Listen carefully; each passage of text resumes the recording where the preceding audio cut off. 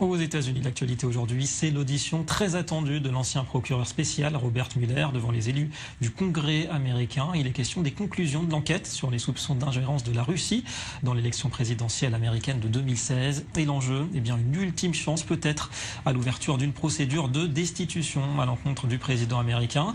Un espoir que caressent encore, en tout cas, certains élus démocrates. L'audition est toujours en cours en ce moment. On écoute un extrait de l'intervention de Robert Mueller.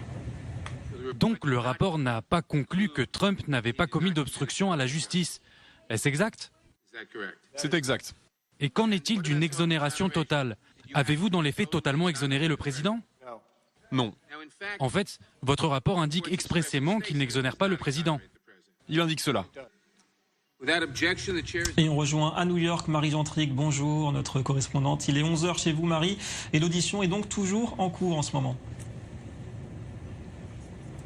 Oui, ça fait à peu près 2 heures que Robert Mueller a commencé à témoigner. Pour le moment, pas de révélation fracassante. Ce n'est pas vraiment une surprise puisqu'il avait indiqué qu'il ne dirait rien qui n'a pas été publié déjà dans le rapport il y a quelques mois. Alors les deux grandes questions qui dominent ce témoignage, la première question c'est est-ce que Donald Trump a été en contact avec la Russie pour essayer d'influencer le résultat de l'élection présidentielle en 2016? La réponse selon Mueller est claire, c'est un grand non puisqu'il avait déjà indiqué dans son rapport et l'a réitéré aujourd'hui, Donald Trump n'est pas entré en contact avec la Russie en 2016 pour essayer d'influencer l'élection. Certes, la Russie a fait preuve d'ingérence, mais Donald Trump n'y est pour rien, c'est ce que dit Mueller.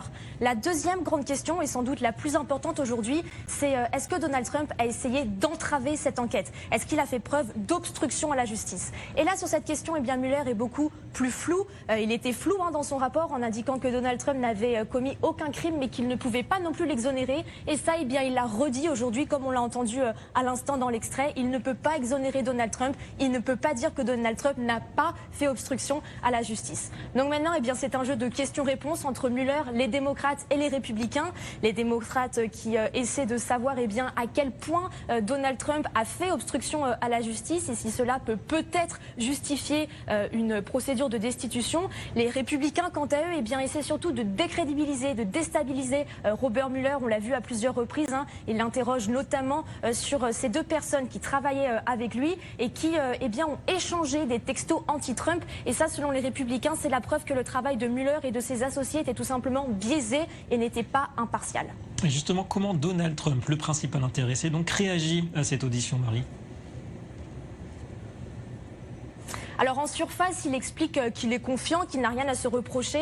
Il a d'ailleurs indiqué aux médias américains hier qu'il allait suivre de très loin le témoignage de Robert Mueller, qu'il allait regarder ça rapidement à la télévision, puisque toutes les télés américaines aujourd'hui diffusent ces témoignages fleuves qui devraient durer toute la matinée, voire quasiment toute la journée. Donc en surface, Donald Trump qui se montre extrêmement confiant, mais qui en vérité semble un peu plus préoccupé que ce qu'il ne veut bien montrer, puisqu'il tweete à ce sujet depuis l'aube, depuis 6h50 ce matin. Il tweet à propos de Robert Mueller en expliquant que c'est une chasse aux sorcières, que cette enquête n'a pas de raison d'être et que tout simplement Robert Mueller n'est pas légitime pour le travail qu'il a fait. Merci beaucoup Marie Gentric en direct de New York.